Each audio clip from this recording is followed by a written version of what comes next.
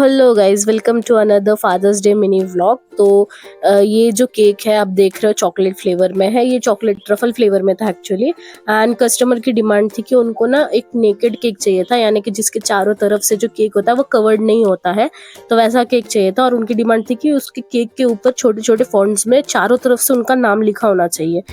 तो वो तो मुझे मतलब मैंने बोल दिया ठीक है हो जाएगा करके, बट मैंने उनसे ये नहीं पूछा कि आपको कितने साइज में चाहिए।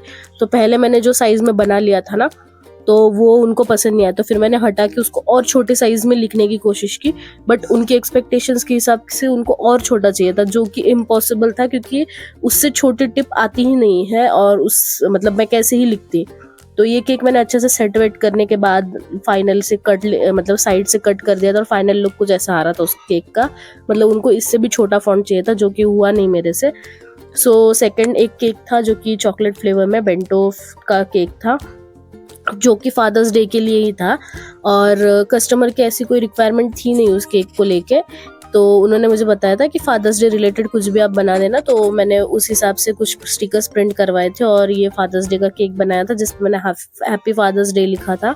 सेकंड मेरा ये एक और केक था जो कि था butterscotch and chocolate flavour में। ये एक फ्यूजन फ्लेवर है एंड ये कस्टमर फर्स्ट टाइम ही ऑर्डर कर रहे थे फ्यूजन फ्लेवर, बट उनको ये फ्लेवर इतना पसंद आया कि उन्होंने मुझे बहुत अच्छा सा फीडबैक भी दिया, जो कि मैंने अपने स्टोरीज में शेयर भी किया था।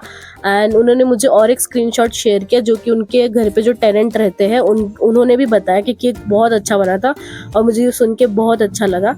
सो मैंने इसके अंदर यूज़ किया था फिलिंग में कैरामल सॉस और आलमंड प्रेलाइंस, और इसका जो स्पॉन्ज है वो चॉकलेट फ्लेवर का था। तो मेरी जो कस्टमर है वो 3 सिबलिंग्स थे, तो मैंने ये क्यूट सा स्टिकर उनके लिए प्रिंट करवाया था। और ओवरऑल इस केक का लुक कुछ ऐसा था। तो आप भी बताना कि आपको सारे केक्स में से कौन सा केक बेस्ट लग रहा है। फिर उसके बाद मुझे और एक ऑर्डर थी रेड वेलवेट फ्लेवर में, हैप्पी एनिवर्सरी का ये केक था। तो इसका मैं कुछ शूट नहीं कर पाई, बट ये केक का फाइनल लुक है। फिर उसके बाद और एक केक था जो कि रसमलाई फ्लेवर में था। आप देख सकते हो कि अंदर मैंने कितने अच्छे अमाउंट में रसमलाई और आलमंड्स लगाए हैं। तो आप भी बताना कि आपको इन सारे केक्स में से कौन सा अच्छा लगा। बाय।